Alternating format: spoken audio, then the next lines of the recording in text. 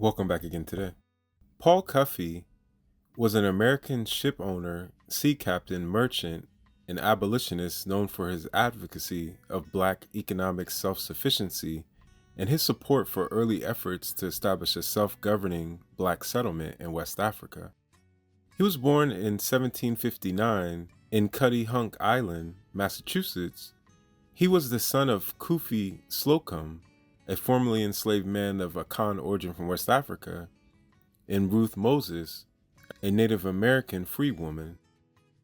Cuffe grew up in a large family and received limited formal schooling, but he taught himself mathematics and navigation, skills that later enabled his maritime career.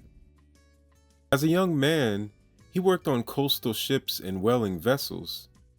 By his early 20s, he had become a skilled sailor and began participating in trade along the Atlantic coast. During the American Revolution War, British naval blockades disrupted colonial shipping, but after the war, Cuffe entered commercial shipping as an independent merchant. Over time, he built a fleet of ships and developed trading routes that extended to the Caribbean and Europe. By the early 1800s, he had become one of the wealthiest African Americans of his era, accumulating substantial property and operating a successful shipping business, which was based primarily in Massachusetts ports such as New Bedford and Westport. He was also active in civic and political matters. In 1780, he joined other free Black men in Massachusetts to protect taxation without representation. Because Black citizens were taxed but denied voting rights, he refused to pay his taxes and later successfully petitioned the state legislature for equal voting rights for Black property owners. Massachusetts gradually expanded suffrage to include free Black men, making it one of the earliest states to do so.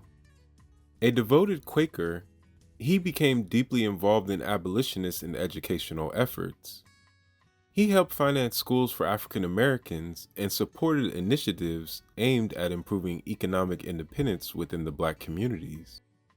He believed strongly that free Black people should develop trade networks, education systems, and cooperative enterprises to strengthen their social and economic positions.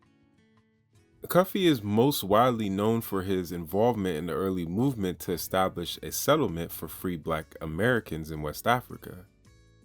Inspired partly by the work of Sierra Leone Company and the existence of a settlement in Sierra Leone founded by Black loyalists from the American Revolutionary War, Cuffe sought to support Black self-governance rather than colonial control.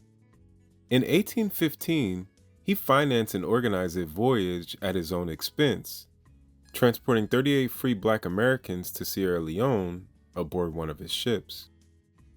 His goal was to encourage economic independence, trade connections, and self-rule rather than the European oversight. Although his settlement effort did not develop into a large migration movement, it influenced later colonization initiatives, including those supported by the American Colonization Society. However, his vision differed significantly from many later colonization efforts, as he emphasized voluntary migration, Black leadership, and economic cooperation rather than forced relocation or control by Europeans.